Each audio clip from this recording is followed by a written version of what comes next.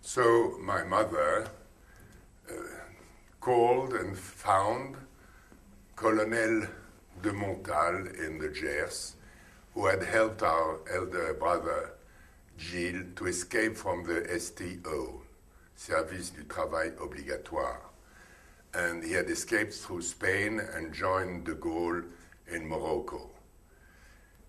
Thanks to Colonel de Montal, who had a beautiful 18th century chateau, only ground floor, my mother, my sister Manon and Françoise, and I, we were saved and got there by bus or by bicycle. My mother always had her bicycle. I went by bus, and I don't remember exactly.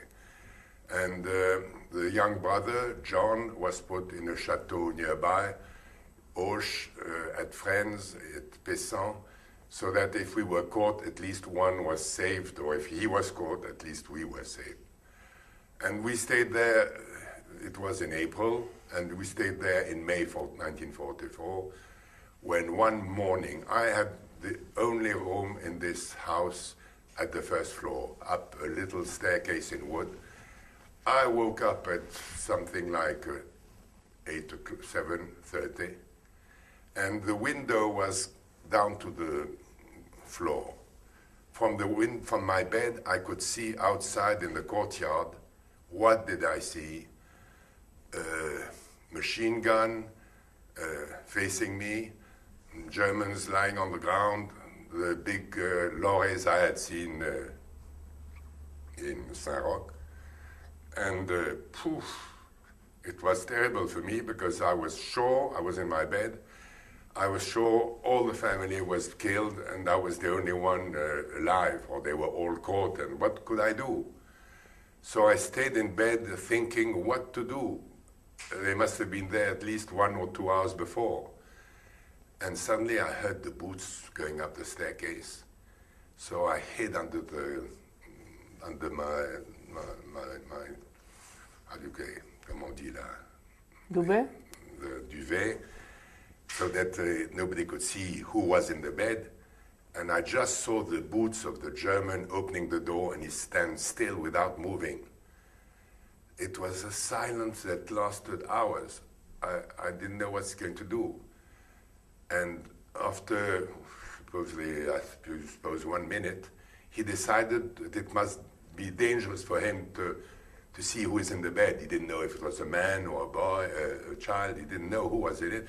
So he went to find some help. So he rushed down the staircase, and I spent there 5 minutes, the hardest in my life. He came up with 3 men, 3 soldiers, so they threw me out of the bed, and they threw me down the staircase and found my mother living with my 2 sisters in the bathroom, where they were sitting on the floor, guarded by a soldier. So we were very anxious that they'd come for us. And so we began to sing, Il était un petit navire, il était un petit navire. And while we were singing, we were doing like this, like the scouts, and saying in the ear of each other, you say you come from here, your name is this, so that if we were interroged, if they were asking each of us who we were, we should say the same thing. We were terrified that it was for us. Unfortunately for the daughter-in-law of the colonel, they came for her. And she was the mother of 2 little children, and she was sent to prison, and she was a very beautiful woman. And I think that the head of the prison in Toulouse fell in love with her, and he saved her. She was tortured. But why were they looking for her? They were looking for her because she had been denounced having her husband with de Gaulle, and she communicated with false messages and she had been denounced, and they tried to kill her. But fortunately for her, she was saved at the liberation. She wasn't killed. And we took care of the children. The next day, we ran away from there. We found a house near Auch, and we were saved there. My mother cooked on a little, it was very primitive life. We knew we couldn't go to school. We were had private lessons, and we were hiding near Auch, where finally on the 18th of August we were liberated. And I must say that a thing that I didn't say is that my mother, from the first year of occupation, having heard de Gaulle saying on the radio, "You must resist," every 14th of July, she dressed us, each of us, her 4 children and herself, in blue, white, and red, to go on bicycle across all the towns where we were. And she did that even on the 14th of July, 1944, which was extremely dangerous and brave of her, because the Germans, there had been the invasion in Normandy, and the Germans were furious about that, and they were very anxious on their nerves. And on the 14th of July, to go across Auch on bicycle, blue, white, and red, a mother with her 4 children, this was unique, I think, so unique that the people in the city who were witness of that, they were amazed. And I will tell you a story now, extraordinary story. My mother had a skirt that one had bought her with a map of France on the skirt, blue, white, and red. And we kept this skirt as an archive, as something very important. And I happened a few years later, when I was a cattle breeder, I happened to be responsible for I was the vice president of the national vice president of the cattle breed Blonde Aquitaine. And I had a bull, and it was the first time I present my bull to his exhibition, and it was a national exhibition in Auch. So I went there for the first time, or more or less the first time after the war. This was in 1970, you see, 30 years after. And I went to visit the house where we were hiding, and I looked for the neighbor woman. I found her, and she said to me, "You know, every summer when my children come, I tell the story of your mother with the 14th of July. And they all ask me, they can't believe it. So, do you have the skirt?" I say, "Yes, I have the skirt. I'll bring it to you because I go to the exhibition in a few days." So I went, I prepared. I was vice president. I had to prepare. I was the overseas officer for the breed, so I had to prepare the dinner for the Spanish, the English, American, Canadian, all the people that came from around the world to see the exhibition of the cattle. I organized a big dinner, and I managed to have a room in the place of the dinner. It was a kind of hotel restaurant. And here I go to the dinner, and we are sitting at table, and some American or English ask, "Can somebody tell us what is the best story they've had during the war? Because we are interested. We were in the Battle of Normandy, and we'd like to know what happened in Auch." So somebody said, the man sitting in front of me, said, "Yes, I must tell you, there was a family with 4 children, a woman who went all over the city in blue, white, and red, and this was extraordinary." So I looked to him and I said, "You know that one of the kids behind the mother is me?" He said, "How can it be?" I say, "Wait a minute." I go up to my room, I take the skirt that I had to show to the lady. I go down and on the table I spread the shirt. It was fantastic. Then I asked the man, because I'd asked the head of the city to come. He couldn't come, he sent somebody else of the city. I say, "And you who remember this, can you tell me what were you doing during the war?" He said, "I was a teacher." "Ah, yes? A teacher in what?" So he says, "Latin or mathematics and what." I said, "Don't you remember a girl and a boy who came in your house to learn because they couldn't come?" "Oh yes, I remember quite well." I said, "It was me." Because we were not allowed to go to the lycée. We were trapped. So it's extraordinary that 30 years after, the people remember the story, and I am there with the skirt of my mother just the day they asked the proper question. If they hadn't asked the question, they wouldn't have seen, known. This in my life is treasures, like the one I told you about Le Chambon. What life has so many treasures like that, I believe God up there is playing with us, and he had to let's do the joke to put Montbrison with the teacher and have the question. It's extraordinary. So I had to say this story. So then, but before we continue, I would like to hear a little bit about the time that you were in the chateau.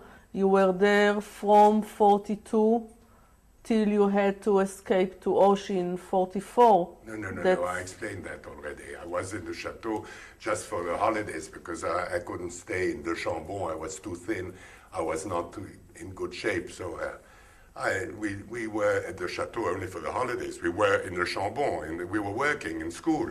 So the Chambon was just a place, the Saint-Roch was a place where we could be in peace in the family, and then we were denounced. Okay, but a little bit about the time between 42 and 44.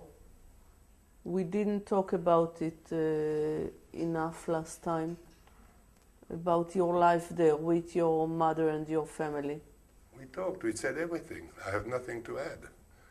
Nothing to add. We were in Le Chambon. We were not, my mother was doing what she was doing to help the Jews around and to feed the people in Paris who were starving. But we were at school, so there's nothing interesting to say. Nothing interesting to say.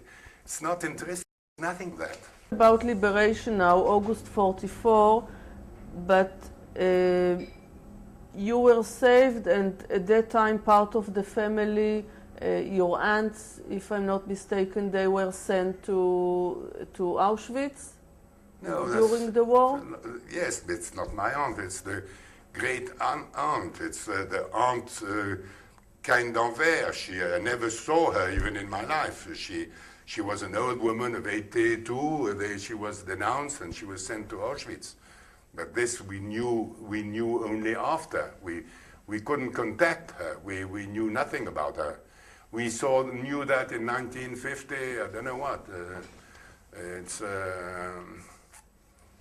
We had no contact with her since 1942.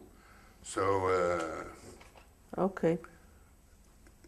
I can say, if you ask me a question once, you lost, did you lose many people of your family during the war? You ask me that question, and then I will tell you the story of another. I'll tell you the Camondo, which are my family, and Elizabeth. I'm ready to answer that question. You can say now the war is finished, you're liberated. Have you lost some members of your family? You ask me that question and I will answer. Okay. Your immediate family survived? Yes. And who didn't?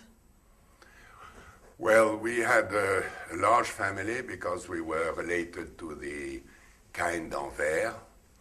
And in the Cain d'Anvers, the aunts of my, Louis Cain d'Anvers, who is the father of my grandfather, Robert, he had daughters. One of the daughters was Elizabeth, who became Catholic and married twice and was hiding in the Sarthe, near Solesmes. She was denounced. She was a crippled old woman, hardly could walk, and I suppose she was sent to Drancy. I suppose she died in Drancy or she died in the wagon. It's impossible she arrived to Auschwitz. So we lost Elizabeth. The other sister of her was Alice, Aunt Alice. She married Townsend, General Townsend of Quds. And these two women who were young, very beautiful women, were painted by Renoir. And they are in museums, and you know, these two girls playing piano. They are my great aunts, Cain d'Anvers. And the funny thing is that the Arabie Saoudia, they took the picture of these two Jewish girls as a stamp, national stamp for Arabie Saoudia, without knowing they were the girls Cain d'Anvers. I remember having found these stamps of Arabie Saoudia. They were so proud to have a picture of Renoir. He didn't know that it was two Jews. And then there was my grandfather, Robert, and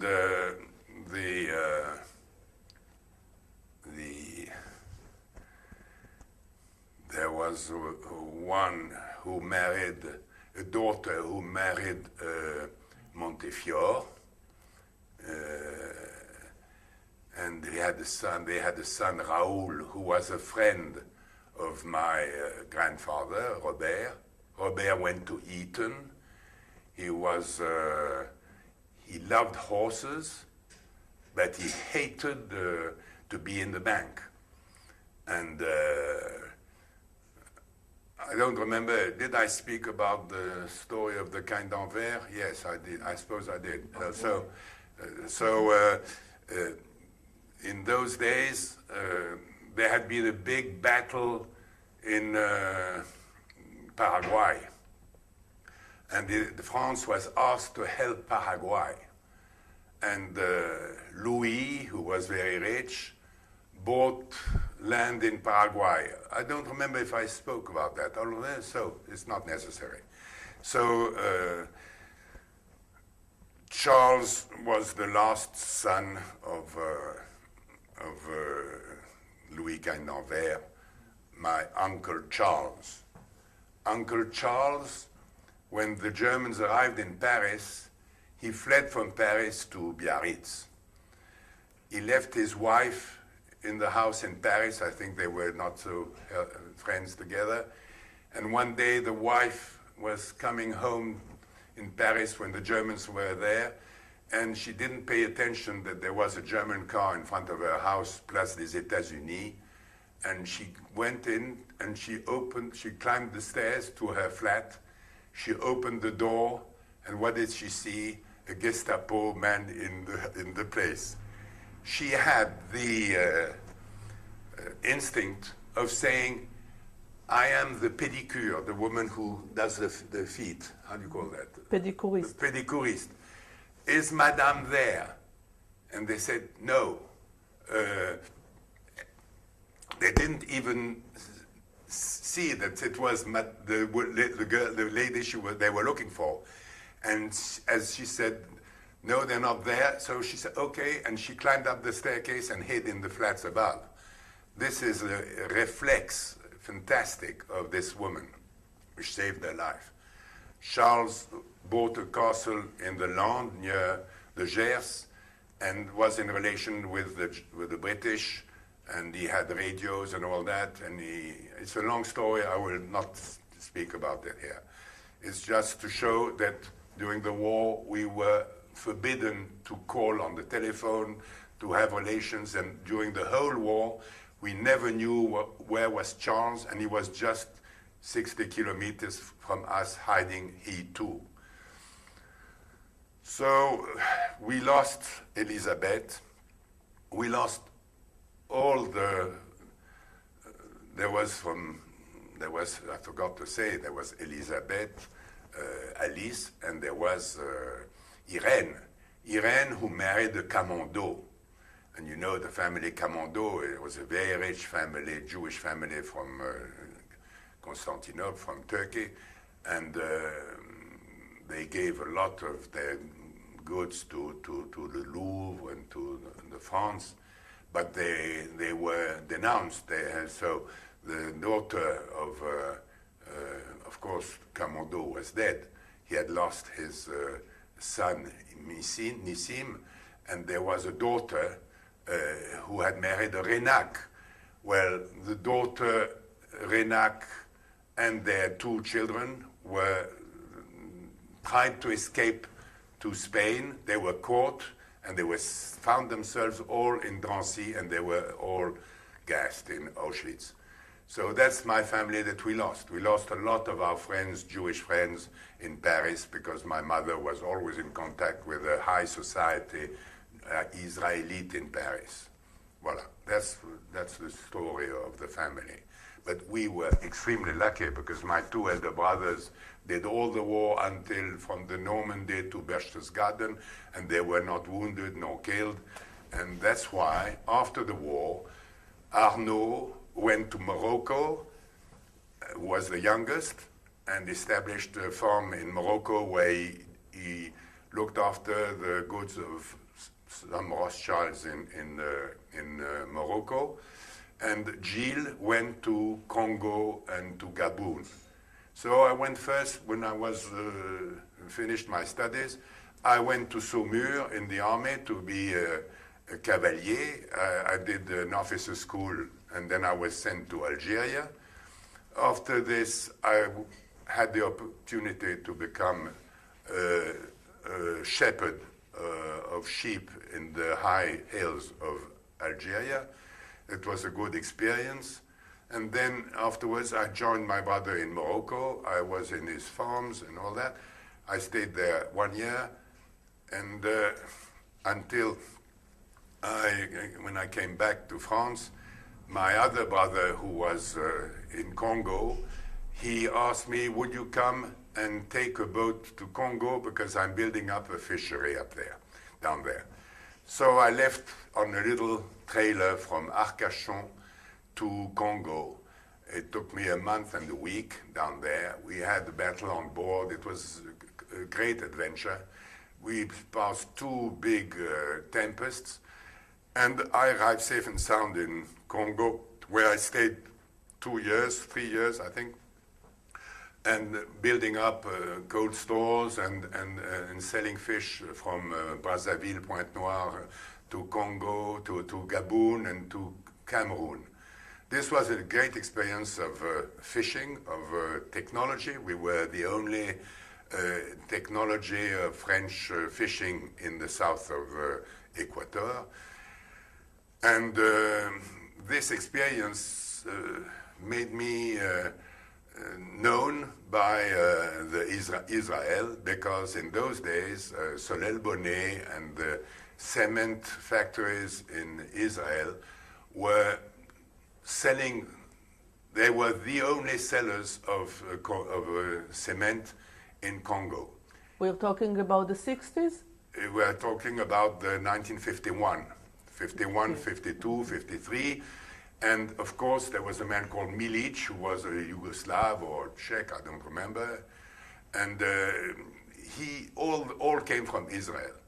And so there must have been some relation with the Mossad. I don't know what the people in the government of Israel knew what the Montbrison are doing down there. I suppose, because when in 1956, 57, I came to Guinea to learn Hebrew and to get into Israel, which is another part of our story.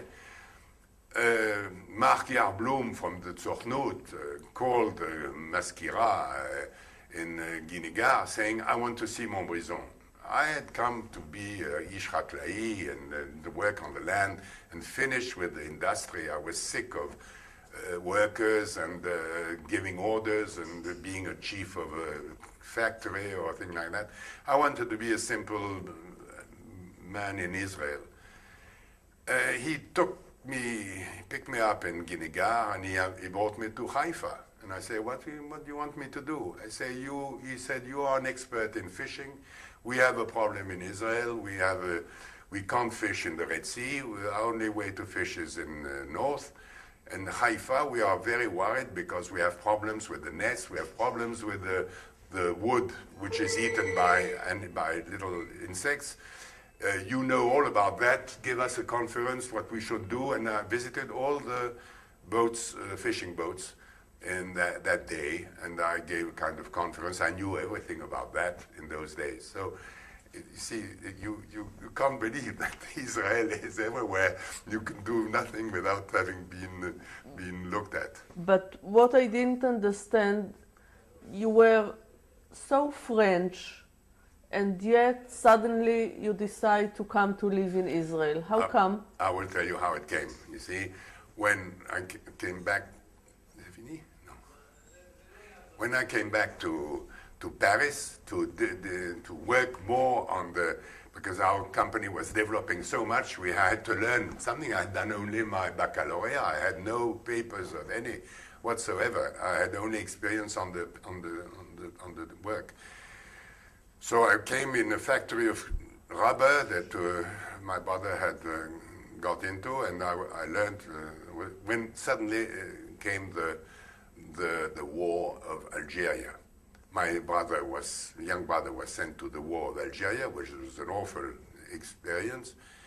And when he came back, at that time, I was worried. I said, why France has a war with Algerians, which is supposed to be a French department? And how is it that in Israel there's no war with the Arabs? I would like to know how the Jews do in Israel. So I went to a bookseller and I found a little book, Israel, from André Chouraki. I was amazed to think that there was a country with such social ideas. It was the socialism, the maximum, the dream of all men. So I called Chouraki and I said, I want to meet you. Chouraki opened his door and we became immediately friends. What helped too was that he was in love with Annette Chouraki, who was the daughter of our doctor, Gaston Lévy, who was the daughter of our family. When I was a kid, I was always looked after by Gaston Lévy. So we were friends.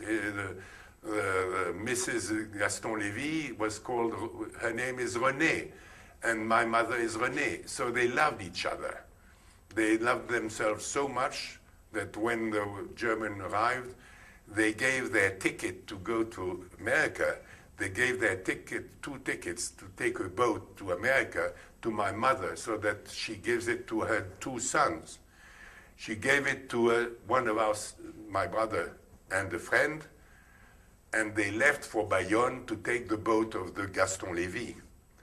They got drunk before getting into the boat. One of them fell in the water, so the boat left without them.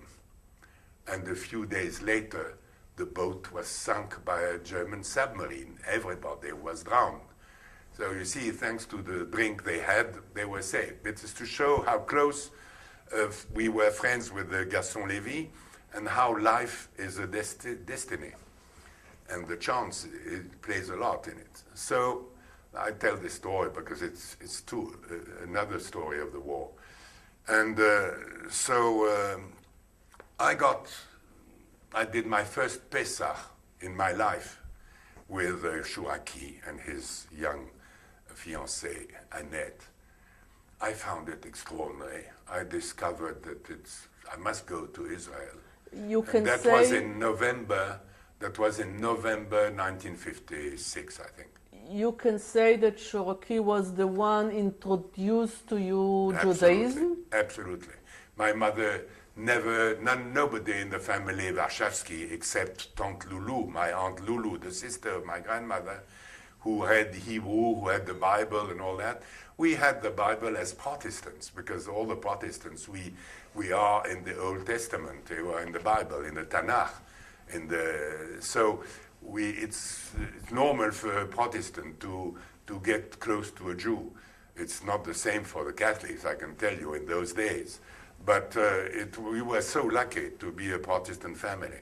So I immediately decided to go to Israel. It was just before Christmas. So it was the moment of the Suez War. And so I asked to leave, to have a holiday for the work. And I left for Israel with, I was very friendly with Walter Etan, your ambassador, and with Dan Avni, who was the first conseiller of the Chagriut of the embassy in Paris. they managed to go through the Foreign Office in Jerusalem. The man of the Foreign Office had a sister, Mamash, left wing, and I was sent to Lehavot HaBashan.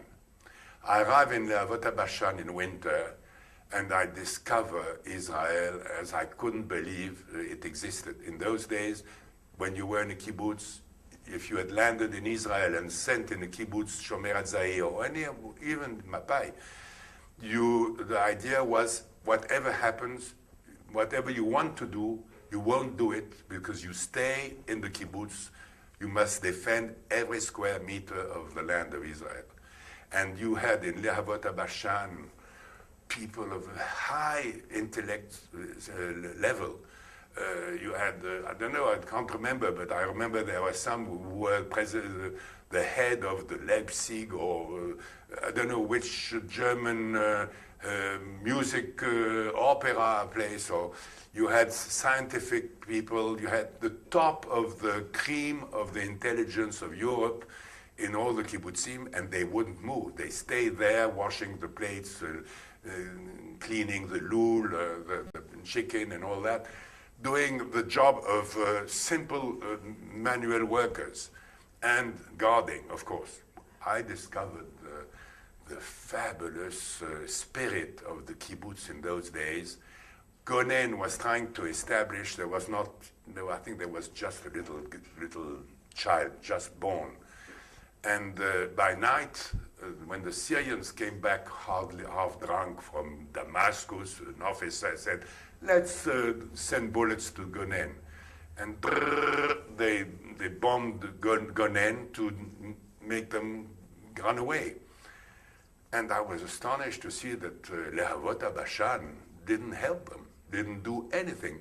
I say, well, you're not going to knock some bullets to the Syrians. We could see them with the glasses. We could see them absolutely nearly the color of their eyes. They were so close.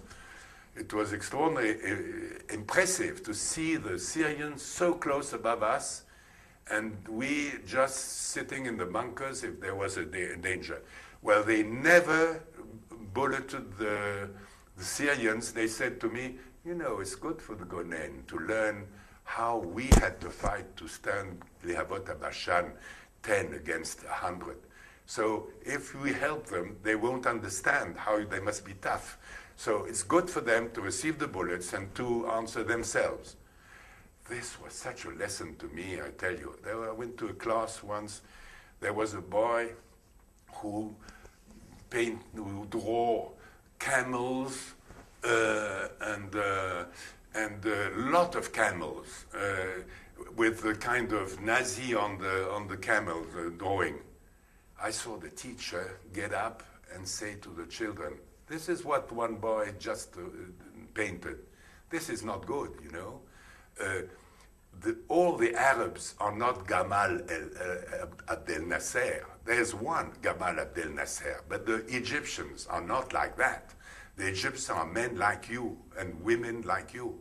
So you are forbidden to consider the Arabs like Gamal Abdel Nasser. You know, I came from the War of Algeria, and you couldn't hear that in the mouth of French people. All the Arabs were disgusting. They had to kill them all, or I don't know what. You see, to see a country who was under the bullets and teaches the children from the small age to consider their enemy as human, this was, I tell you, such a lesson to me that I decided I want to live with these people.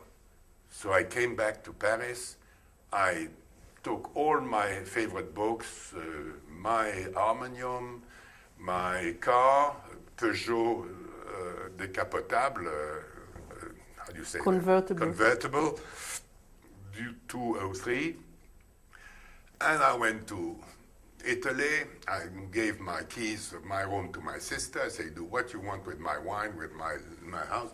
I'm going to live in Israel. And I left for Israel. with my favorite discs, my books, everything I could to leave it there in Israel and to establish in Israel. So in Lavot Bashan at first? no. I had to learn Hebrew. So I asked where should I go, and they said Guinegar. There's a place where they will receive a French more easily. They are in Lavot Bashan. They are too much Yeke or they're too much left wing. You must go to the Mapai, which is clear net near Ein Harod. But you know, you were in your 20s, young man. 20, yes. You came from such a comfort in Oh, Paris. I don't care the comfort. I had a new and flat. suddenly you arrived yes, at the end of fantastic. the 50s. They only finished the Tzena here, and the kibbutzim in the north were nothing like it. It was the complete opposite of what you had before.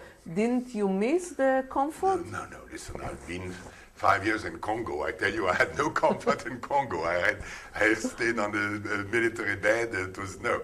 You know, I had been a pioneer in Congo. I was a pioneer in Congo. So I had lived with the shepherd under a tent in Algeria. No.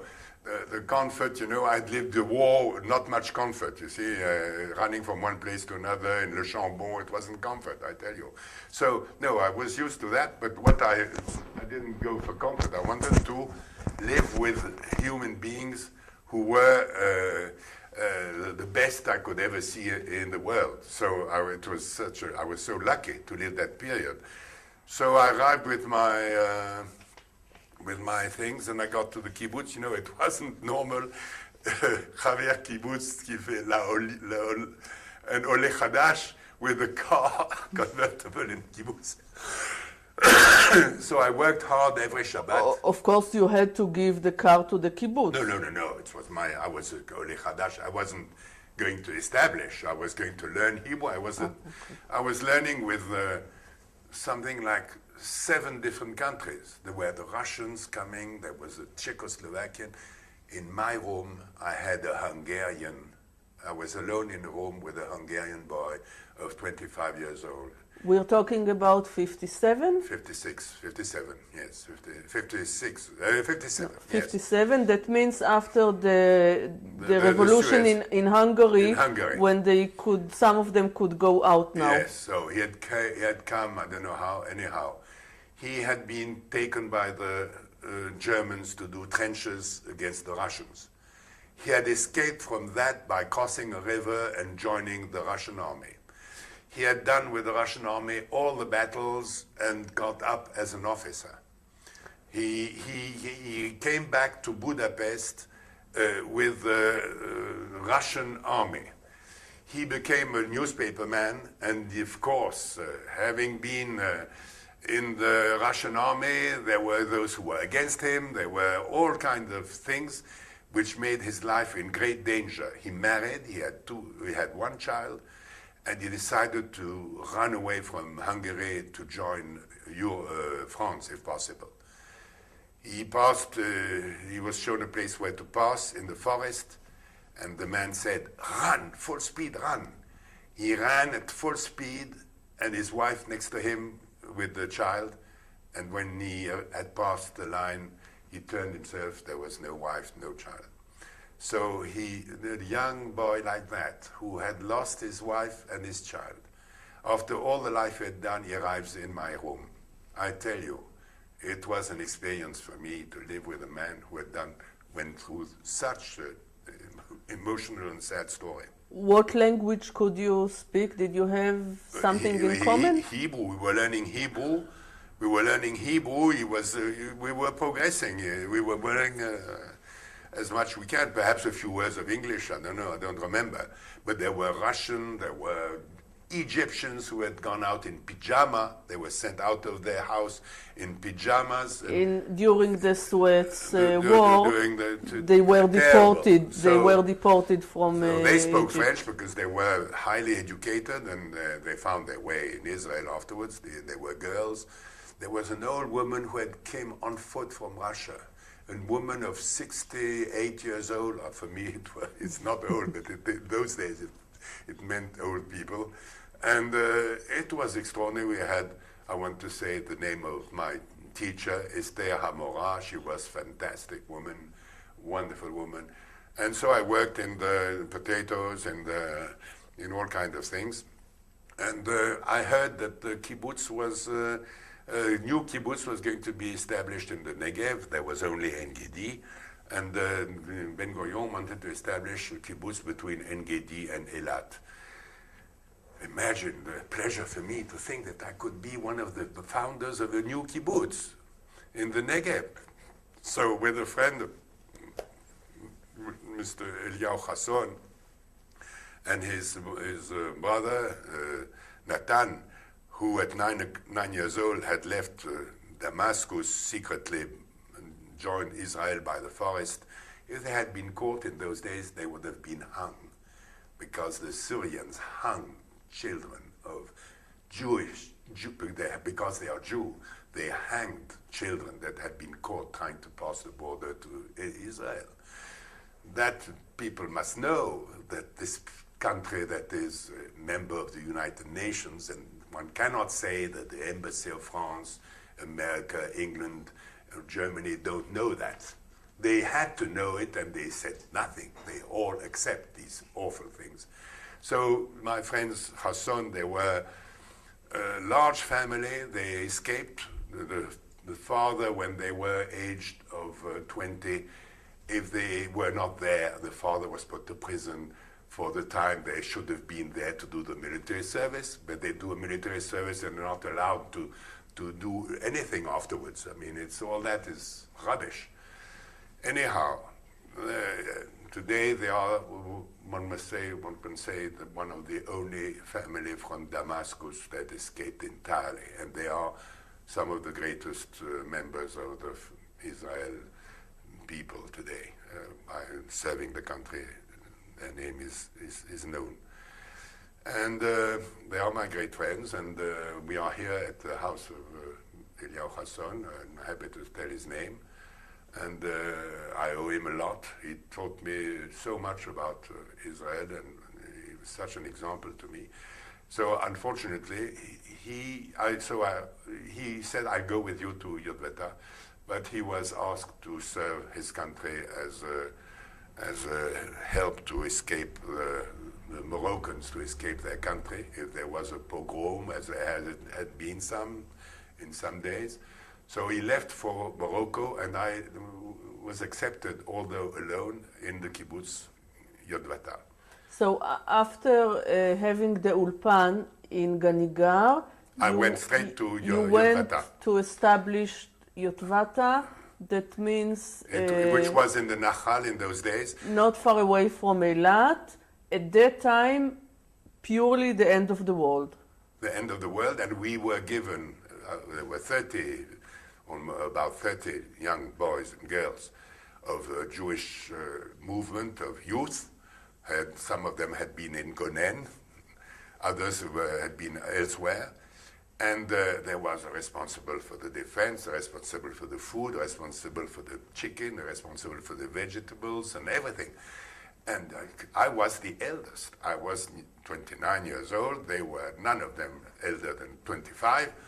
I was the eldest, and I was under the orders of a young boy of 25 who was the military responsible for Israel, for the defense of the border between En Gedi, Masada, and Eilat. Imagine, the government gives to these boys and girls the responsible guarding. We were on war with Jordan. I mean, there was no peace.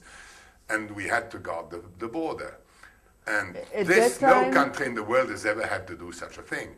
At that time, Yotvata was alone. I don't remember. Grofit was there already. Was nothing. There was only, Yotvata was the first all the there. Grofit came afterwards. Grofit, and so there was Timna with a kind of a factory trying to do some copper or something like that. But I mean, there was only Yotvata. And we had to hold, if they were attacked, we had to hold 10 minutes, a quarter of an hour until the planes from Mitzpe Ramon came to save us. And it was an extraordinary experience because it's so flat. I must say, the first day I was brought by, they say, you know, you're going to be the Roetzon, you're going to be the shepherd of the sheep, which is an experimental 50 or 60 sheep from Rehovot to know if we're going to grow sheep or cows. When they brought me to the board at the Arava, and there's not a single tree, you could see Jordan, and I'm tall, I'm not a small man, so any Bedouin could see me from distance, only through the shikot, the little trees and nothing. And I must say, I was very impressed. I knew that day that I had come to take the place of a Jew who, if he was killed, it should be me rather than him. That's why I was pushed to come to Israel after having heard that Israel was full of people with marked arms, and they came from Auschwitz, Dachau, I don't know what.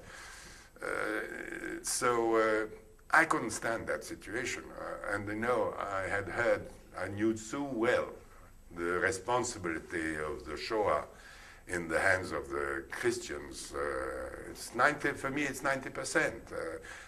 The responsibility of the Shoah and the great part to the Catholic Church. So I thought that at least I feel more happy to live if I'm there instead of just watching the destruction of Israel. And I must say today is almost the same thing.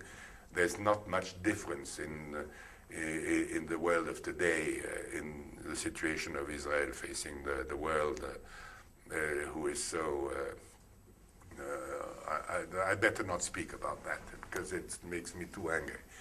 Anyhow, I'm happy to be in Jerusalem here in Israel, and I'm going on in the same line that I've always been since I was 25. So it's a great privilege to do something for Israel. That's what I think. Anyhow, let's go on in my story because it's important. I stayed I went to Petra. In those days, nobody had been to Petra. And I fell in the kibbutz where the only children, boys and girls, had been to Petra. They came from Yodveta. They had to... At that time, to Petra went only people who were very adventurous. Yes. And it was an adventure. It was nothing an adventure. More. It happened that the adventure was done by a dangerous one. 3 or 4 of Yodveta. So the first week I arrived in Yodveta, they said, Yak, you go to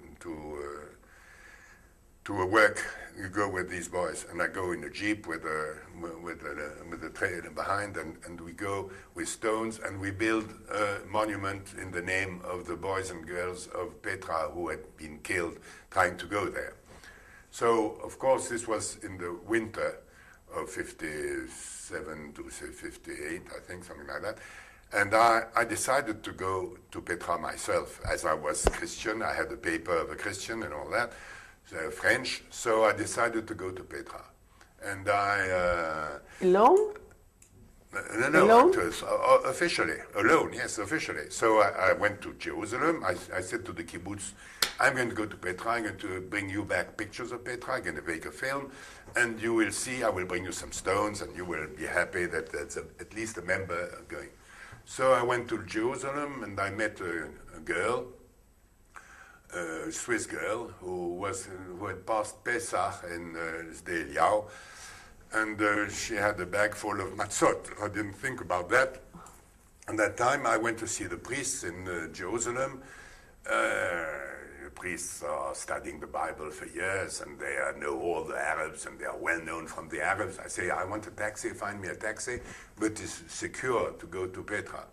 And in the meantime, I walked around Jerusalem, and I had never seen really, so I walked through the valley of Cedron, and in a few minutes in the valley of Cedron, I was run after by boys of 14, 15, throwing stones to me in Greek, yelling, Yehudi. How could they see I'm Jew or not? And it's incredible. Then I got to the valley of the olive trees where Jesus was, Emek HaMatzleva. And I found the Swiss girl crying. She escaped miraculously to be raped on the road going down to the valley behind the wall. You know, what a country. If they rape girls, if they throw stones, they can't do that without having their parents telling them, run after the Jews. I don't know a single country in the world, I've been all over the world, where children are taught or dare throw stones to somebody they don't know and yell, Jew, Jew, Jew. I mean, it's only the Arabs who are taught that by their parents. So don't tell me it's normal, no? When UNESCO, when the world will once forever say to the Arabs, enough of this, you are the only people in the world who teach your children to hate the Jews. It's crazy, this. We are in 2008. It's enough of it. I'm sorry, I get cross, but I lived these things, and it has to be said. So you went to Petra? I don't hate the Arabs. I say the responsibility is on the parents. You went to Petra at that time? So I took a taxi, and off we went with the girl, but the same day before, the French had bombed a city in Tunisia, Sakiet or something like that. And of course, the French embassy in Amman had been thrown stones to, and it was forbidden to anybody to leave Jerusalem. If you are French, you are not allowed to leave Jerusalem, Arab or... And you know, I had decided to go to Petra. I don't care the law. So I told the Swiss girl, you are my fiancée. Otherwise we can't go. I need your passport Swiss. So each time we passed the control, we had 3 or 4 controls getting out of Jerusalem. I took her in my arms, and through the window we put the Teudat Swiss, the Swiss passport. So and I kissed her like that, so they say they are amoureux, let them pass. So we passed with the Swiss passport all the controls, and we arrived in Amman, where I said I must buy something. If it's a desert, we should buy some oranges and some botnim, how do you say that? Peanuts. Peanuts. When I left to buy the peanuts, when I came back, the car had gone. She was no more there, and I had lost the girl and the taxi. And when I found the taxi, there's always miracles in life, so there was one for me, another one, another time. I found the taxi in Amman, where I had never been, a few hundreds meters further, with another driver. The first driver had promised that he would bring us back safe and sound. Now She ran away with the taxi? She was in the taxi with another driver who said, I'm the brother. You know how they are. I'm the brother, I will do it. So what to do? We went, but suddenly in the middle of the desert, the man says, there's a puncture, the car doesn't work. And he gets out, and he opens the motor, and I say to the girl, you know, he's going to try to kill us or do something bad. It's not the time to stay in the taxi. Let's move out. So I tell her, move out in the desert. We move out 10, 20, 30 meters from there, and suddenly I see something shining in the road further on, and it was a car. So I came back and said, oh, there's a car, no fun.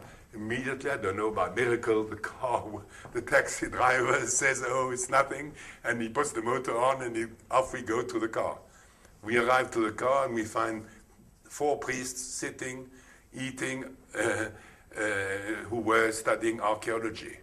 So we eat with them, we are saved by them. And we say, who are you, who are you?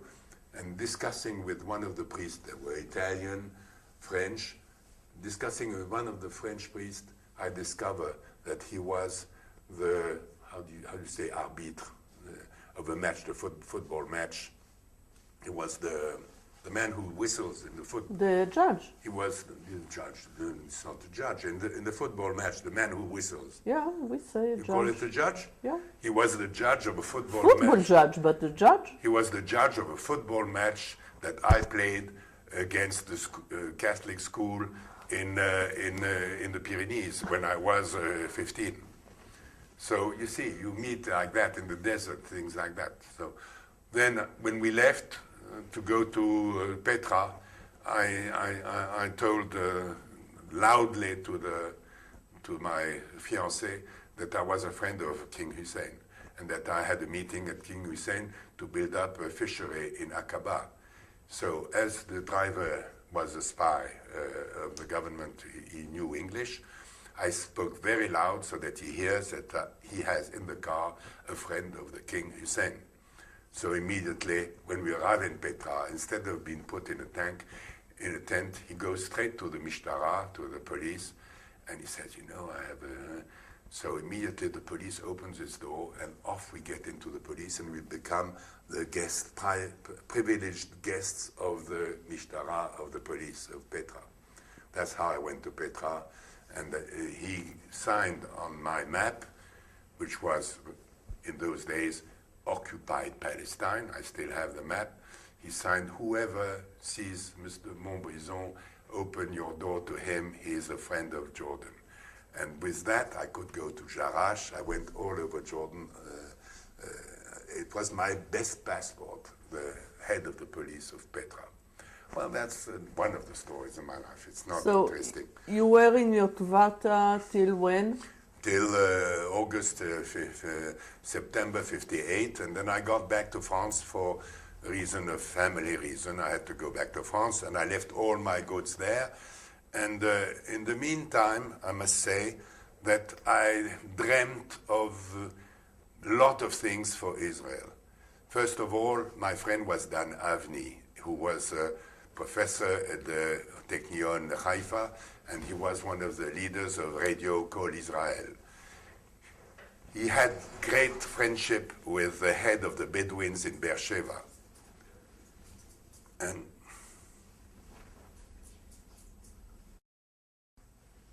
so I had been in many kibbutzim, from the Revivim, Tzelim, Bet Juvrim, Nabot Bashan, Ginigar, Yotvata.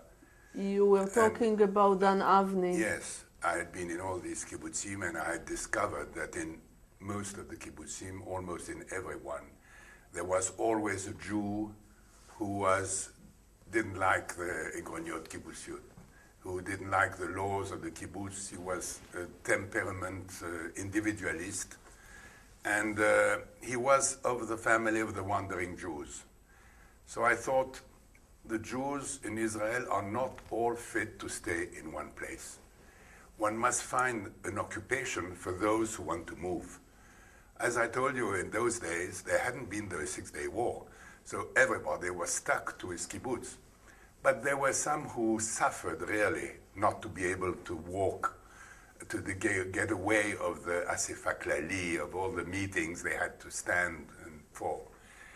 So I decided that the problem was the best way to make these people live was to build up an association of the Jews who are not like the other ones and who want to travel. So where to travel in Israel?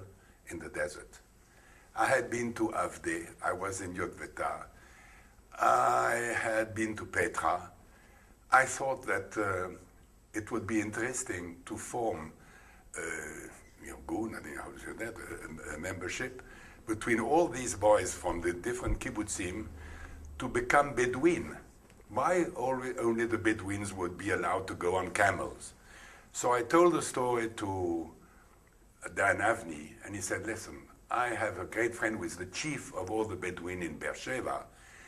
You will explain this to them. So I had a meeting with the judge. He was the judge of all the Bedouins living under a tent, you know. I went with Dan Avni for one afternoon. We were received by all the Bedouinim, and I told the story do you accept that I go with the Bedouins for 2 years, sodit, secretly from my family? Nobody must know where I am.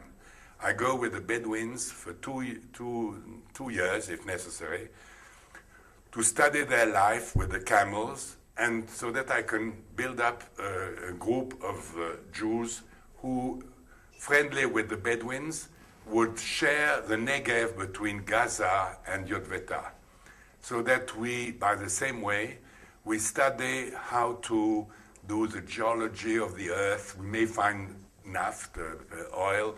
We may do the maps of the desert on foot, on the foot, and give to Israel a knowledge of what is the Negev. Dan Avni was for that. He said it can be very useful for Israel to have a bunch of Jews, Israeli, who are with camels live in the desert. I decided that we would have our siege, our base should be Avde, the Nabatean place of that. And that the women would be there, and we, the men, we would go back to the women when we want, and they would study, do some vegetables, do some... I hope you didn't take it too far away that, like the Bedouins, you will be allowed to have more than one woman, everyone. No, one woman, only one woman. And so they were Meshuga. The Anashim that we call Meshuga in the kibbutz would be the members of the organization. And the head of the Bedouins found the story interesting, and I was so happy to build this up. At the same time, Ben Gurion had troubles with the Datiim in the government. And I had met in Doshen a group of young boys and girls called Sherterim. Their teacher was Dr. Sherter in Haifa. And they were looking for a way of life which is not Mapam, not Mapai, not Dati, but where they study all the religions and they are free Jews in a way which is not category politique. There were 30 boys and girls, with a man called Joseph Manela, and I found them miraculously. They lived in a very poor condition in Doshen, in the very hot part of Israel, not far from Beit Shean. Doshen? Yes, Doshen. And it doesn't exist anymore, but it was called Doshen, and they were given just perhaps 5 dunams to live in with a tzrif, 2 or 3 tzrifim. They were all aged 22, 25. There were one studying law, the other one doctor, etc. Very interesting boys and girls. And it was the time of some arrival of Yemenit. And there was a kibbutz nearby, and the Yemenit, they were living in Mabarot and in very hard conditions. And there was next door a kutna field.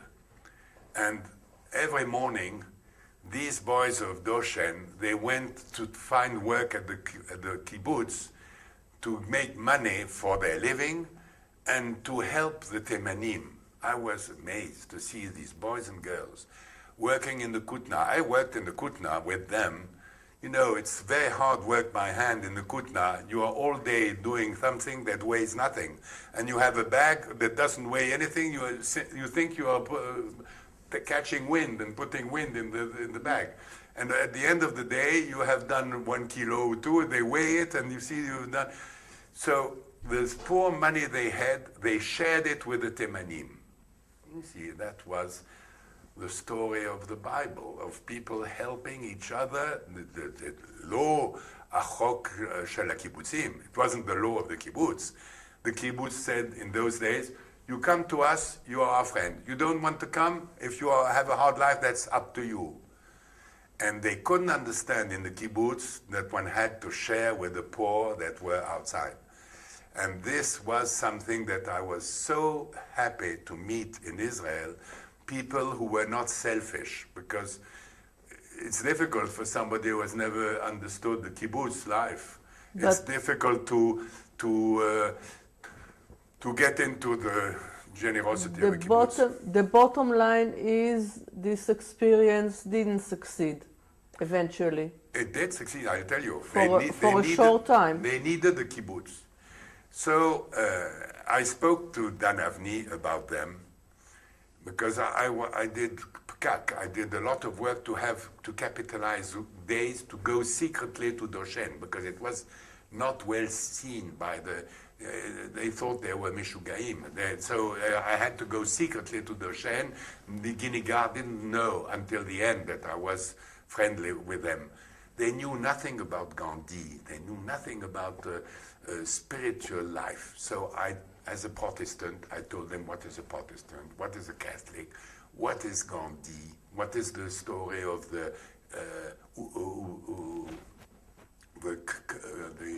communities of Gandhi?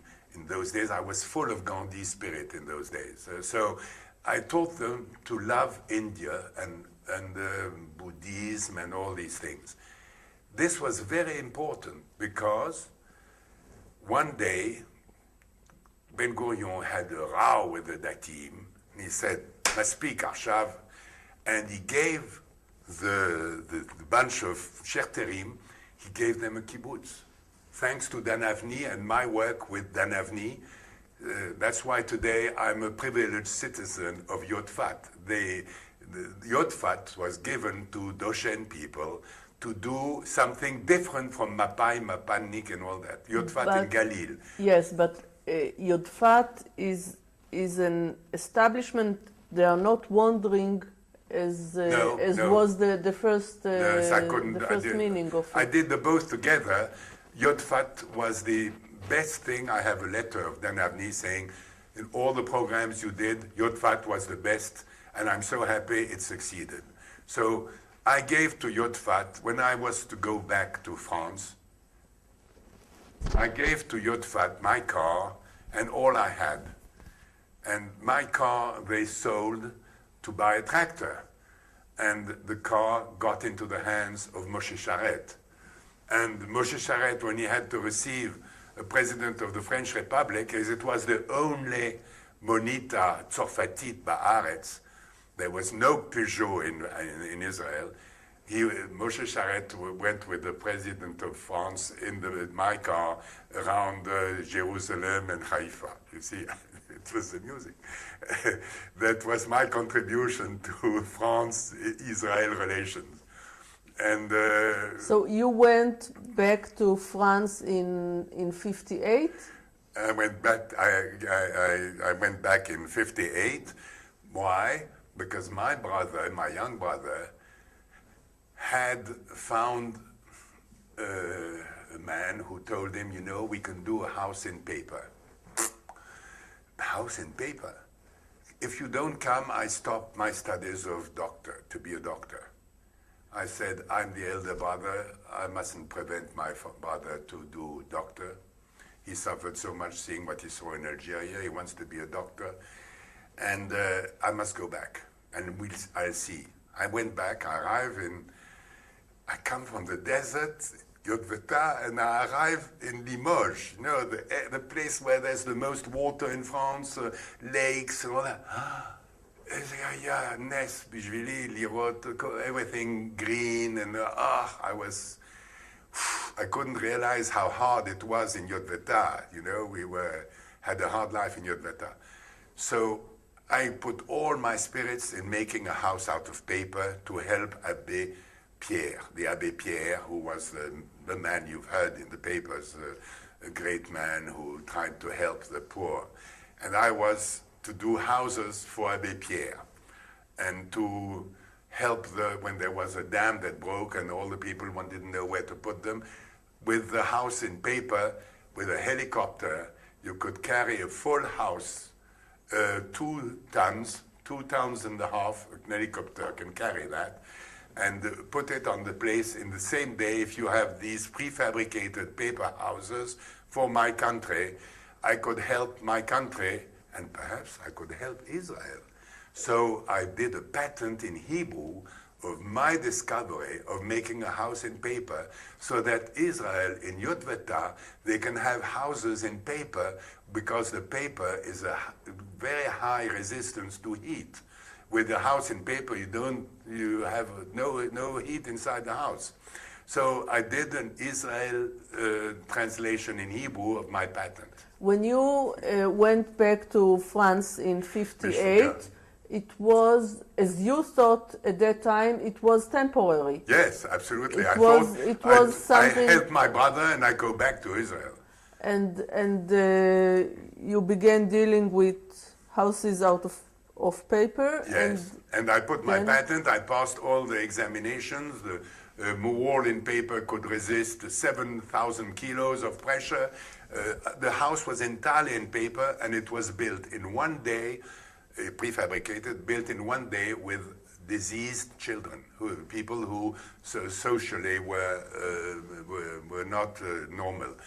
I was so proud to have done that house in paper, and it lasted, unfortunately, they didn't take care of it, and it lasted only 1 year and a half. Afterwards, it was broken down. But the Russians came to me, wanted to buy the patent, and they offered a large price, and I said, no, you are communist, I won't, you are too crazy, I won't sell the patent. I was wrong not to do that. Anyhow, the patent is lost, everything is lost today, and they robbed my invention, the people working with me, and they made doors out of paper that they sold thousands in the north of France. I didn't want to go on trial with them, and I discovered accidentally Abbé Glasberg. That is the second man in my life who changed my life. First, it was André Choarki, who is one of the main Jew of these days, who has been working all his life for peace between the Vatican and Israel, for peace between the Arabs and the Jews. He is a name one must never forget. André Choarki was the man who went for the Alliance Française Universelle around the world, promoting the education through the Jew way, and he was a resistant. He was in Le Chambon. It's crazy that he was next to me when I was in Le Chambon, and we met through like this, and he is one of my greatest friends. What was the name of his book? You said it before. He wrote a lot of books. He translated the Quran. Yes, he translated the yes, Bible. But the one you read and inspired you. Israel, that was the name. Little book, tiny little book. So one must never forget André Choarki in Israel or in France. He is one of the great French, Algerian, French human for peace and love. And the second man is Abbé Glasberg. I can't remember how I met him, but when I discovered this man, I said, I'm at your service, and for 8 months I lived with him as private secretary. Can you tell us a little bit about Father Glasberg? Don't say father, Abbé Glasberg. If somebody, I believe, because everybody called him l'abbé. Now, Monsieur l'abbé, they called him l'abbé, the abbé.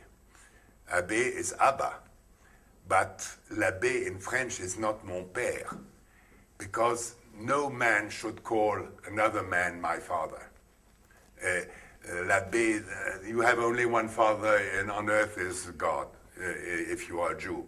And you have no man has allowed to be called father, only your own father. And Abba. But l'abbé, I'm sure somebody dared calling mon père, and he told him, never call me mon père, I'm not your father, I'm your brother, I'm l'abbé. And that is extraordinary with,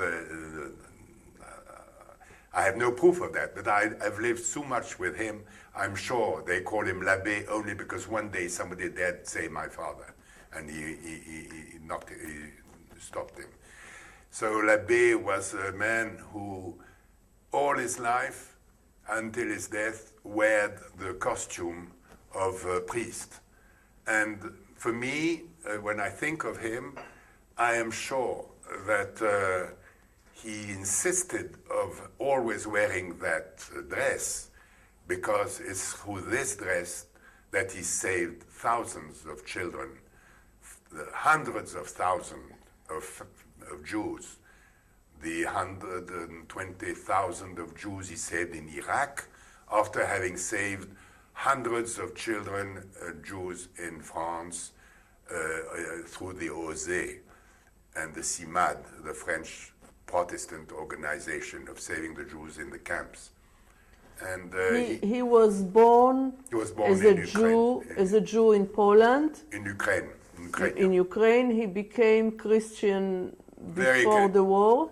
Yes, he became Christian because his family was Christian. His brother and his sister, and they were not at all Jewish-minded people. Especially the father, who was very rich and didn't want to be put aside because a Jew. So they were all Catholic, and when he came but to... for the Germans, he still was a Jew. No, they never... They didn't know about his origins. They didn't... They knew that he was a dangerous man because he saved the Jews. But no, perhaps they knew, but I mean, it wasn't the problem. The problem was that he was saving the children, and he was a dangerous man. But he was... The Germans, they didn't, especially the French, Pétain, who was the greatest enemy. And when you met him, you already knew his history? No, I knew nothing. He never told me anything of his life. And the thing funny was that, of course, his head was put to death by the government of Pétain. And when the liberation arrived, the people of the government of Pétain, they were still on post, like it was the Papon. He was head of the police in Paris, Papon. And my father and my family, we were on the list of Papon for Auschwitz. So these people, they still stayed in post, and some in the Ministry of Justice. And Glasberg told me one day, come with me, we're going to the Minister of Justice. You will have a great laugh. And off we went together. I was carrying always his serviette, his bag with his papers in. We arrived in the office, and a man very important, he comes, oh, Abbé, what a pleasure to see you. And you know, this man was one of the worst enemies of Glasberg during the war. He was still in office. So you see, he was very worried that Glasberg comes to him. He knew what he was coming for. L'abbé said to him, I need some money. Please give me the money. And he got all the money he wanted from him because... It sounds like extortion. Yes, but he could ask whatever he wanted to people who had tried to kill him. You see, they were so afraid that he would say officially in the papers what he was during the war. So he used this to get money to save a lot of children still today. And in those days, he bought, one had to buy, I mean, it's probably the French government, he managed to bring from China some Jews who had hid in China, escaping from the Germans until he took them, it was in 1960 something. They came from China, from Shanghai, I don't know what, in his houses. They were old people who were so happy to speak Hebrew and speak Yiddish with L'abbé. He was a marvelous man. It's thanks to him that... He knew Yiddish?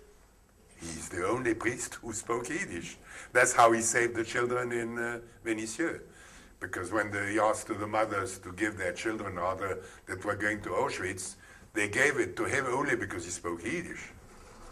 No, all that is in the film. That's why I helped elder son of André Chouraki, to make the film, and I invite everybody to see this film on Abbé Glasberg, because he's a great man, she's a great man of the story of Israel, of the story of the Jews, and he's the honor of France.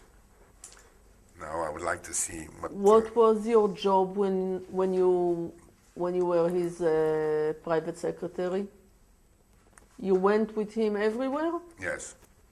That's the only job, that he needed somebody. And you know, when he knew my life in Israel, I told him, of course, my life in Israel. When he knew my life in Israel, he was happy to speak to somebody, French, in France, in Paris, who no need to speak between us. We understood each other because we had the same feeling on the fantastic miracle of the birth of Israel, to which he contributed very strongly. And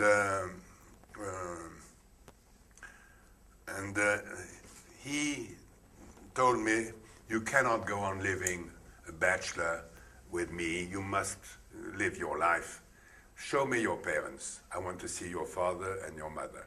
So after having shown me all his houses, it's different, he had 20 houses at Abbé Glasberg in France, of old, of handicapped, or workers, and all that. Fantastic what he did.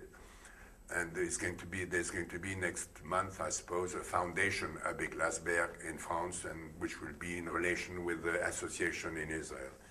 They will do a convention between them, I believe. And anyhow, I brought him to my father. He spoke with my father at night. I went to bed. The next morning when we left, he told me, Christian, you must help your father. You have your duty. Your father is becoming old. The castle in front of your father is on sale. Buy it and help your father in his land. I thought of it, and I found money. I borrowed money, and I bought the castle Montbrison opposite the castle of my father, because there were two castles and a big, large land. And I became a farmer, thanks to Abbé Glasberg. Being a farmer, I studied agriculture through the books. I had no knowledge, only the knowledge of being a worker in the kibbutz. So I didn't even know how to drive a tractor. So I learned how to be a farmer by myself, and I decided to breed cattle. A cattle breed that was going to disaster in France through the technologists who were crazy, who are destroying the Geza, the original breeds. And I can say I contributed to save the breed Blonde d'Aquitaine. And little by little, I became the champion of the breed, and as I was the only one speaking English, I became the overseas officer for the breed and traveled all around the world to promote the Blonde d'Aquitaine. Thanks to this, one day, I met in the exhibition of the Blonde d'Aquitaine, Kacha Kahaner, a hero of Israel who fought in the Battle of Liberation of Jerusalem with the paratroopers. What was his name, Kacha? Kacha Kahaner, Colonel Kahaner, who with his paratroops fighted on the hill of the Tarmoshet, Givat Tarmoshet, and is the head of the museum, director of the museum of Har Tarmoshet, in Givat Tarmoshet. He is a great friend of mine, and at the end of the Six-Day War, when they arrived at Quneitra and they got the Golan, he was given the Golan to exploit it with animals. He met me in Agen, we became friends, and a few months later, I exported to Golan Blonde d'Aquitaine cattle through El Al by airplane. He did Nissionot, he did research on this, but it happened to be a year where he had difficulties, drought, and I don't know what. He didn't go on with our breed, but we stayed very close friends, as Meir Hartzion too bought a bull from me, and we are great friends with me, Artsion and Katja Kahaner. It's a privilege to meet such men. I mean, I tell you, it's something you can't believe that we are friends. And I was so happy to have a land in the world that belonged to me. I could do what I wanted in this land. That's why after the war, Six-Day War, I went to Moshe Pellet and I asked him, listen, there will be some problems during the war. Say to those who need, they can come to Montbrison. They are like in Israel, but much better because in peace, nothing around. And that's how a few months later, I had the visit to me of Efrat Yuval Efrat with his wife, who had been the first wounded soldier of the Six-Day War in his airplane. And I must say, for me, it was extraordinary. For my children, it was extraordinary to have a man who had been terribly wounded at his foot, who had lost hope in life. And thank God, Dr. Hirsch, who had been the major fighter and savior of the Jews in Moissac, with the 6e and with the Robert Gamzon, who is famous for having organized the scouts in France, the Jewish scouts. It was extraordinary that he was living in the village next to us, and that being a famous doctor, he helped me to help Yuval to save his life, because he wanted to put an end to his life. It was too difficult to live wounded forever, he thought. But thanks to Dr. Hirsch, Yuval became confident in his life, and I had a cousin. That's another thing fantastic. I had a cousin, Harley, who I didn't even know. Through Yuval, I found the cousin who was a champion of France of acrobatic air. So he had his plane where he was breeding cattle, and he had a plane.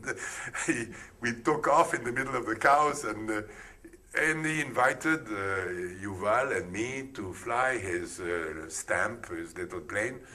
And Yuval, who thought he could never fly anymore, he flew.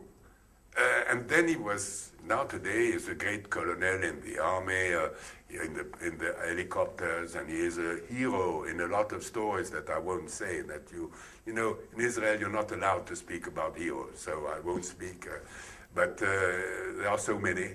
And I say it's a privilege for me to have known Yuval. When Yuval left, finished, thanks to my republic, my personal republic, where nobody gets in, only that I allow, another one came who had been wounded in the war with Egypt. We called him Kobe because we had a donkey who was born, and we called the donkey Kobe. I think his name is Kobe. We named the donkey on the name of Kobe. But Kobe had been prisoner of the Egyptians in the war against Egypt, and he was kept in the hospital guarded by a lot of soldiers, and they tortured him in the thing. He had been nailed to the ground with a fork. Imagine. He fell in the field, and the Arabs, the peasants, nailed him on the ground with a fork. You can't believe a thing like that. He was saved by an Egyptian officer who arrived in time to save his life. You didn't tell us about the time of the Six-Day War. You came to Israel. Yes, you know, the time of the Six-Day War, all the planes in Paris were banned. I was on my tractor, the 6th of June when it came. I was on my tractor, and suddenly a huge bang on the tire of my tractor.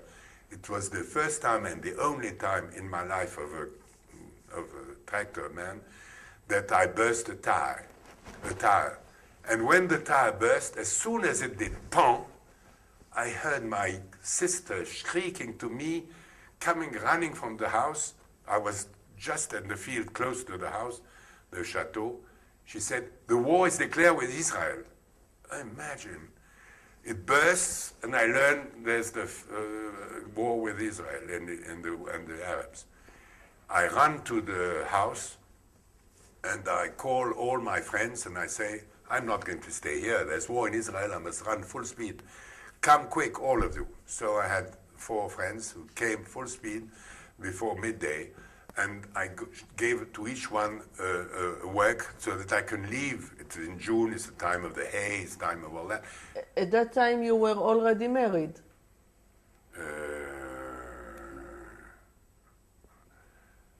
What was the year? 67. No, I was not married. Okay, so you didn't... I was free. I was absolutely free.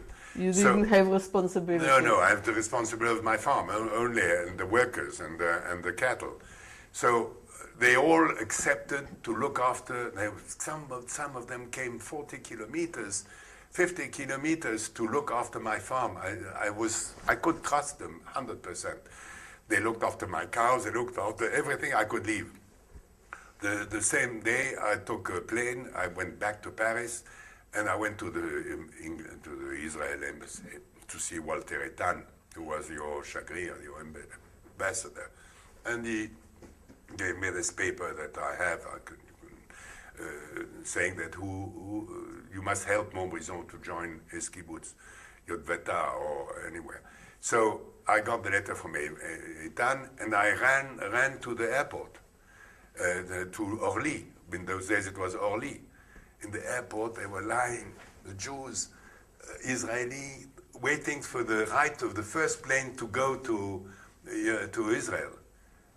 1 day, 2 days, 3 days, bam, no plane is allowed to go to Israel. So we were waiting like that, and I put myself on the waiting list. Suddenly they say, Syria declared the war to Israel. It was the 5th or 4th day. So immediately 2 Jews, it's not, I don't judge. They said, it's too dangerous, we're not going. If Syria is in the war, we're going to be killed all. So we give up. So they say, 2 places, Ivry Gitlis, Christian de Montbrison. Ivry Gitlis, you know, the violin player. I was so happy. Ivry, I never knew Ivry. I never saw him before. We jumped like joy, you know. We took our bags and off. Just that day, the planes were allowed. The first plane was allowed. We took the first plane together. We were so happy that we couldn't express. We passed through the duty-free shop.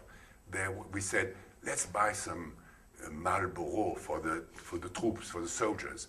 So I took off my thing. We each bought 2 or 3 packets of Marlboro for the soldiers. And off we went to the plane. In the plane, we took off. Immediately the lights out. And in the dark, Ivry Gitlis got his violin and played. All the things. It was fantastic, you know. It was an emotion. It makes me cry just to think about it. And we arrived in Lod in the dark. The soldiers were fighting the Givat Tarmoshet while we landed, and because they fought in the night. And we were arriving in Lod, and suddenly when we arrived, I looked for my money. I had my passport in one place, but I discovered I had forgotten my purse buying the Marlboro. I had left it in Paris. I had not one proutot or shekel or French money. So I couldn't go anywhere. I was stuck there at the airport. So I said to Ivry Bakasha, please, can you pay me the ticket of Eged to go to Tel Aviv? Because I have not a penny. So I always have with Gitlis a story. Each time I see Gitlis in Paris, he saved me. He gave me the money to take the Eged to Tel Aviv. Once I was in Tel Aviv, I called the friend who had money. He gave me what I needed I was saved by Gitlis. Gitlis went in a hotel straight away to play, to prepare himself to the concert he was going to give to the army in Jerusalem. And I took a taxi to Jerusalem full speed, And I went to the Mizrach Chutz. I was told to go there. I saw my friends in Jerusalem. I couldn't go to the wall. There was too much excitement and that. But there was the war in Syria, so I thought I must rush to Lehavot HaBashan. So I took a taxi and I rushed to, we arrived in Afula. In Afula they refused, it was full of tanks, Shiryon and all that. The commandant said to me, I showed him the paper that I must go to my kibbutz, I must go. They said, no, Asur, you stop, you stay there until 2 or 3 days. I was Chaver Kibbutz Ginegar. I know all the roads of Afula. So I turned around the Shiryons, I went behind by the little roads, and I got the road I went on foot to the road until Tzachne. I went on foot until near Tzachne, where there's the police, where there's the prison there. And luckily, a motorcycle military I made tramp, and he took me. So I arrived at night at Afikim. I knew Afikim quite well because my friend Ra'anan Hadari was from Afikim, and I knew a lot of people there. There was his wife there. I spent the night there with the first army soldiers coming back. All the mountains of Golan was on fire. It was beautiful to see. And there were the lorries coming down with all the army. Milchama, the war is finished, the war is finished. And on the road you had girls with uga, with trays of cake. Trays of cakes and all that. It was so beautiful to see. The end of the war, it was something fantastic. So the next morning I rushed to Lehavot HaBashan, where I happened to be the only man in Lehavot HaBashan, a young boy of 30, 40 years old. All the men were in the army. There were only Vatikim, the old one, and the children. So I had some work to do. There was to milk all the cows, to take them out and in. So it was my pleasure to be there. I couldn't do anything else. The war was finished. And I have all the letters I wrote to my family. I have them with me. I gave them to Eliyahu so that he can read them. All the story of these, the 6-day war when I was in Lehavot HaBashan. Unfortunately, my dream was to go down to Yudveta to see my friends and to see, hope that none was killed.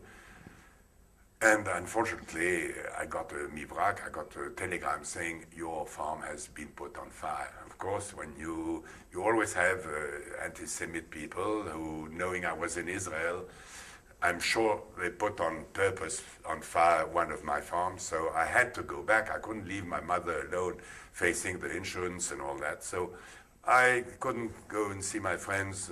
I saw only those in Galilee. And in Galil, in Svat, and in Haifa, and I left for France for the second time. And I would like to say, just as I think of leaving for France, it's a beautiful story, really, for me, something I can never forget. As I was I had the first Monita Peugeot in Israel. In those days, most of the police was Druze and Moroccan. All the Moroccans who came, they spoke French. They were in the police in Tel Aviv. And you know, in those days, the police had no money, so they had to do tramp to go home. And each time I came from Ginegar to Haifa, to Tel Aviv, and went back to, I took in tramp always the police first, because like that it was the protection. So the police, they were so happy to go on a Peugeot Française, a French Peugeot. So I became the friend of the police of Tel Aviv. Each time I arrived in Tel Aviv, there was always the police in little scooters who said, Yak, Shalom, and they said, where are you going? I say where I was going. They went in front of me, 1, 2, like as if I was president, and they find me a place to stop my car and keep it, take care of. It was fantastic. So when I left Israel to go for my brother to do the paper houses, when I left, I was in the plane fastening your seatbelt. And then suddenly, before they shut the door, they say, Christian de Montbrison, please come to the door. So I undo I said, gosh, what have I done bad? There's something bad. And I arrive at the door of the plane, and who is there? The head of the police of Tel Aviv, who was more or less or the head or the second in hand, but Moroccan, sure, who remembers me. I said, I want just to say, have a good trip, and thank you for being with us. You must come back. I want just to say thank you for all you did for our police. And, something I can't forget, something extraordinary. That the police of a country of Israel, of Tel Aviv, thanks me before I leave. This was something, and do come back, they said.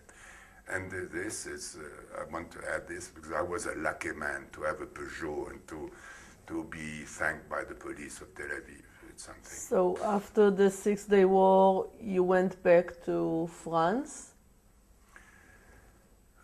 After, I can't remember what I did in my life. Yes, I went back to France, and I managed to be invited to Hungary by the government communist of Hungary to show them how to breed cattle.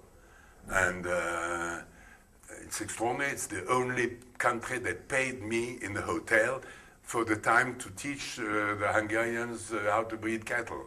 I was very proud because in one of the farms I went, a research farm, I found a bull, and it was written on the cardboard, Breeder Montbrison. It's the only bull I exported to Hungary, but it was there with my name in Hungary, in a communist country. By the way, did you have at that time an Israeli citizenship? No, I never had an Israeli citizenship, never. I'm asking for, but I never had one. Anyhow, in the hotel, it was full of blacks. I said, what are you doing there? We are learning to fight the capitalism. I said, you come from Congo. I built up something to make you live in your country, and you're fighting to destroy all that? How they were so surprised to see a man from Sud-West of France invited by the government to teach, who knew Congo better than them, because I was at the base of their parents living. And it was extraordinary to find in the hotel the Congo people that I had met as a kids in the villages of Pointe-Noire or Brazzaville, because we worked very hard. We built up a huge society down there in those days. It was extraordinary. So we went to Hungary. Then I went to Bangladesh. I met friends. I met French people who lived in Kuwait and who were building up, who looked for an expert in cattle. So through the Brazil embassy, where I had been in Brazil exporting cattle for the breed, they said the man who knows the better cattle in Brazil is Montbrison. So it hired me to go to Bangladesh and develop a program of cattle breeding there. From there, I went to Thailand, where I discovered that Israel was helping enormously Thailand in all kinds of fields. And I was always with Israel somewhere. And in Bangladesh, I must go back to what I did. Yes, in Bangladesh, I was close to China, and as I had received a delegation of Chinese for the Blonde Aquitaine in France, I went to China. And I went to China, and I got friend with the minister in China who sent me to Mongolia. So I was one of the first to go to Mongolia in those days. And before going to Mongolia, I went to near Haifa. There's a company who does seeds around the world, a fabulous company who does seeds. There were two companies extraordinary in those days. I don't know why it doesn't exist anymore. Apparently, there was a factory who did flour from Kutna. And they made bread out of it in the hotels in Tel Aviv. You could eat bread from Kutna. And they were the only people in the world who knew how to make bread out of Kutna. It was a kind of Cap Canaveral industry near Haifa. So thanks to Eliyahu Hasson and to friends in Israel, I was allowed in to try to bring the Chinese to buy the kind of factory in China. As I became a friend of a great minister in China who was a friend of Deng Xiaoping, I was received like a king in Beijing. You can't believe the reception I had. I had reception like no president of the French Republic France had. It was fantastic to think little Montbrison in Beijing has such a reception. So in those days, Israel wasn't on the map in China. They were not allowed to have relations with Israel. And I managed to bring, thanks to Eliyahu Hasson, to bring the Chinese to come to Israel and to study the possibilities of building up this factory in China. Unfortunately, because America was in competition with the research of Israel, and they managed to put a Chinese American in the business instead of my friends Chinese. And this put all the story wrong. We had a meeting with nearly with Begin, and it was the time of Begin. And unfortunately, the business didn't work. And I discovered that the French people who were using me were selling ammunition and arms and doing bad works, and they tried to buy some military research from Israel, and that's how I managed to get out of them. So, but all that is a long story. Then I came back I got out of them, I came back to France, and I worked for a company in water treatment. As they didn't speak English, I was the overseas officer for the company, and one day came a team of an engineer from Syria, from Damascus, with a colonel from Damascus, from military, and they went all over Paris to find out what's the best society to do their program in Syria. And you know, this was extraordinary. They had seen the biggest companies in France, and they came to our small little research company, and they said, we want only you. We don't want any other but you.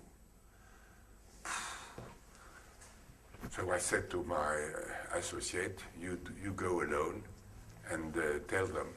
And they said, no, we want Montbrison with you. So the idea of going to Damascus was a terrible story. I couldn't dare think that if they could send, why do they want Montbrison? So I went to Damascus. I had a fight with Elohim before. He said, why do you tempt me to go to Damascus? You want my death? Why should I go there? And anyhow, I left to Damascus, and instead of staying 1 week, we stayed 2 weeks there. I even went to Palmyre, we went to Bosra, we even made a false road. One day we were getting very close to Quneitra. We had fallen in the hands of the Israeli in Quneitra, and they had caught Montbrison. What is he doing with the Syrian? And with the Syrians. And I tried to visit the Jewish quarter of Damascus to bring pictures to the Hasson who come from Damascus. I went to Hamas, visited a lot of places, and until we discovered that they had invited us, to build up a water treatment factory from the sea for Gaddafi. When we heard that it was the business they wanted us to do, I got back to France and I sold the operation to the Dutch, who sold it to the Americans. Anyhow, I want nothing to do with Gaddafi. And that was the Sipurim. Then I got into the wine business. I became a promoter of wine, and it's on that occasion that I served the Embassy of America, the Embassy of England in Paris, and one day my sister told me, listen, I have a bunch of letters, I don't want to read them, I don't know what it is, do what you want, it's from the past. I read the letters, and I find a letter of Levine, a girl, Jewish girl, Levine, who is in America, in Raton, Raton, what's the name of it, in Florida, and she speaks to my sister about the house of Quincy near Paris. What is the house of Quincy near Paris? In 1939, Hitler decides that he wants no children Jewish in Berlin, and they have to go away at full speed. So they managed in the what's it called, Quakers and the Osé, they learn about it, and the people who had the castle, which were the Rothschilds and my father, who had bought a castle for the refugees from the Bolshevik, the Russians, near Paris, he decided to take these children. So 150 go to the Rothschilds and 40 boys go to my father. So my father saves 40 children from Berlin, Jews, who arrive in 39. And they have to learn French. And the Germans arrive. So they have hardly learned French when they have to escape. They escape on foot and until the Germans catch them back. When they go back to the chateau of Quincy, the Germans are in the chateau. Imagine the German army in the chateau, arriving from Germany, fighting to get into France, and they see children of 6 to 18 who are German, who speak German. They are the Wehrmacht, they don't know, they are not Nazis, they are the German soldiers. They are so happy to see German children. And these German children, Jewish, many of them don't know what it is to be Jew. They are from rich families who were doctors, lawyers, and all that. They don't know what's happened to their father and mother. Some know because some have been bullied in school and things like that. But the children, small ones, don't even know what it is to be a Jew and to be in danger. So they play with the Germans football. The Germans put them on their knees, and it was a very dangerous situation. So the Osé had to find quickly a way to bring them out of the chateau before they were caught. They managed in a few weeks to take them out through ambulances, through lorries, and one morning the Germans are alone in the chateau. And just that day arrives a Wehrmacht man say, I want to have this chateau. No, it was the Luftwaffe. They want the chateau for Göring. So they escaped miraculously in Paris before being caught by the Germans. They were sent after a few weeks, 1 or 2 weeks in Paris, they were sent to the Creuse. And in the Creuse, they were saved by Osé in the castle called Chabannes, where the daughter of Peter Gossels, who was one of the children, after the war recently has done a wonderful film, The Children of Chabannes, which you must all see. It's a beautiful film, which got a lot of awards in America. And what about this girl Levine? This girl Levine, she was, after having left the castle of my father, she stayed all the war in Paris, hidden, and served in the resistance. She was an extraordinarily resistant woman. She's fantastic. She gave a witness in a tape record, in a DVD that I have. She is a marvelous woman. She married Seymour. She's an aged woman now. And thanks to her, I got hold of Norbert Bicales, who was in the American Embassy, the engineer for all the East Russian countries. And through him, I managed to find out the pictures of which were taken from them when they were small. I sent him the pictures, and we have the pictures of the 40 children who didn't even know their names and all that. There was the name behind the picture, so we could find back all the boys that were hidden there thanks to my father. They called me to receive the award they gave to my father in recognition in Washington in the year 2000. I went to Washington and I saw them all, and it was a great moment of emotion with the Jose. And in 2000, my mother died.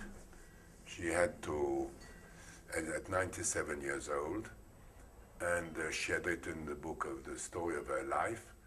And when she disappeared, we had to empty the house and the flat of my mother. And what did we find? We found a letter of my mother written in 1942 when we left her in Arcachon, and she thought she would never see us again. Kind of testimony with a message to each of us, which was a great emotion to read long after 1942. And then, what did I find in the papers, in the books that I had to sort out to throw those who were not necessary? I found the journal written by hand of the friends of Marusia Warszawski, where I discovered that the cousin of my grandmother... She was your mother's aunt? Yes, she was my mother's aunt and the cousin of my grandmother.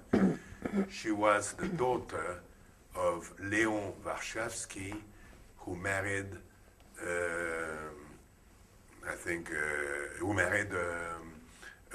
Polyakov.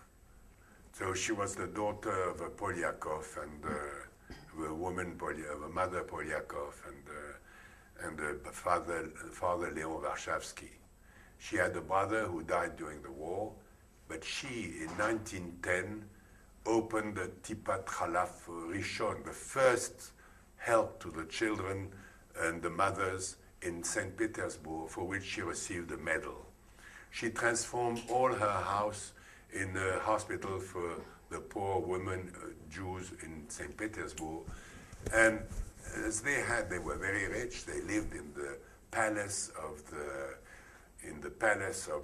Trubetskoy. You see, there was nothing. It was on the quays of the British along the river. And they had a house in Tsarskoye Selo where... Come out. So Marusia had a house in Tsarskoye Selo with her family where there is the big palaces of the Tsar and all that. And she transformed her house in Tsarskoye Selo in a hospital at the war against the Japanese, for the wounded from the war of the Japanese. And it was the first private hospital near the Tsarine of Russia, who came to visit it, and she was very impressed. And of course, having had this visit, having been close to the Tsar and the family, when the Bolshevik revolution came, it was very dangerous to go back to Russia. And she did it, And she escaped miraculously. A lot of her friends of the aristocratic Jews in the bourgeoisie Jews in St. Petersburg were killed by the Bolshevik. So she escaped miraculously, and she came to Paris back with a very socialist mind in her head. She got into a house of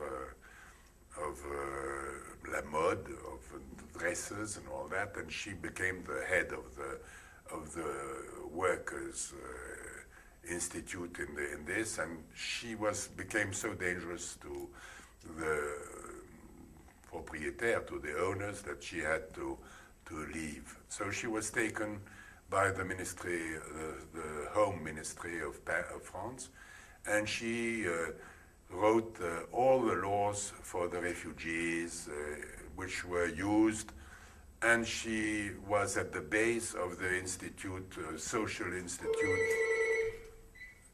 in France. She played a role very important, and she, because of the laws of Pétain, she had to leave the ministry, and they all regretted it. They tried to make her sign a paper as if she was no Jew and all that. She refused. So she hid in a house with the Rafalovich, Olga Rafalovich, who with her saved resistant and hid airplane parachuted people who had fell in France and had to join Spain. She did a lot of resistance, and Rafalovich Olga was decorated by de Gaulle after the war. And it's extraordinary to think that it's in that flat. I didn't say this at the first time, I don't think. It's in the flat of Rafalovich and Marussia that were decided, the secret reunion before the fighting in Paris. They were decided in her flat.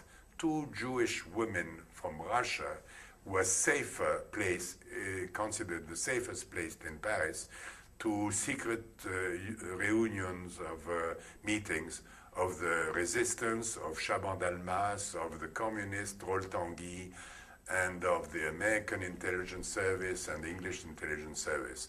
It's in their house that was decided, after 2 or 3 days meetings, the revolution in Paris against the German, and that they prevented the communists to do it before, which was a very dangerous situation. So Marussia played a very important role in the liberation of Paris that way, and I had to say it. It's not very well known by the historians. We have all the historic proofs of it. Now, I think I finished the story of the family. Okay, and, so just to mention that you got married, you have 3 children. Yes, I got married with an Israeli-born, Palestinian-born girl who was born in 1944. So she was Palestinian, much more Palestinian than Arafat. She was born in Jerusalem during the Battle of Jerusalem. She was hiding at 4 years old in the city under the bombs. And she studied in university in Jerusalem. Her mother is a representative of the French university. She was the teacher of French in the Jerusalem University. And her father was the advisor of the embassy, French embassy, as the advisor of the French embassy in Tel Aviv and in South Africa. And then afterwards he was sent to Canada, to USA, and he was in Denver, the French attaché of the commercial attaché of the French embassy in Chicago, and he was immensely respected and loved in the French foreign ministry. What's your wife's name? She was born Tenen. She was Daphne Tenen, famous for her beauty, for all the people who lived in that time in Israel. And she came to France, and I met her through a kind of extraordinary way by a friend. I didn't know, I knew her father long before I met her. When I came to Israel in Guinea, my correspondent in Tel Aviv was her father, but her father never told me he had a beautiful daughter, and I met her in another way. And we had 3 children together, and a boy, David, who did his military service as help for Israel, and he was an engineer in fish in France, and he came in Israel to make his military service, working for Israel in my friend Gordin, Hillel Gordin, in the Institute of Dagim near Eilat. He stayed 2 years, like that he learned Hebrew, and he is today a research man in Nîmes. He just has a child called Manoach. And I have 2 other children, a girl, Ariane, and another girl, Raphael. Ariane is an architect, and Raphael is a psychologist. And Ariane has 2 children, and Raphael has 1 daughter. And you are constantly connected to Israel. You come to visit here. You have friends here. As much as I can. I have a lot of my best friends are in Israel, and my best friends in the world are in Israel. And I come as often as I can to Israel, but it's very difficult. I'm a member of Alumim, and I'm a member, and I married Cynthia in 1990, and she has 2 boys and 2 grandchildren, which are my grandchildren, and I have the most wonderful wife with Cynthia. She loves Israel, and she loves all my friends, and is loved by all my friends. And but she doesn't speak Hebrew, and she will perhaps one day speak Hebrew. Before we finish, can you please give me a message, whatever you want to finish the interview with? Well, I think I owe to be alive to my grand uncle, Etienne, who saved me by going to prison instead of me being killed. I owe my love to Israel to 2 important two important Jews, who are Shoaki and the Abbé Glasberg. I owe Abbé Glasberg to have been a farmer, which allowed me to meet Katja, and through Katja to know the Golan and to know so many great people in the army of Israel, and to have had the land where I could receive Yuval and Kobe and help them. So I'm the most lucky man in the world. As long as I can stay in touch with Israel and fight for Israel, that's my pleasure, my duty, and I hope I will have a long life, 120 years to go on with Israel. Shalom ותודה רבה. Thank you very much.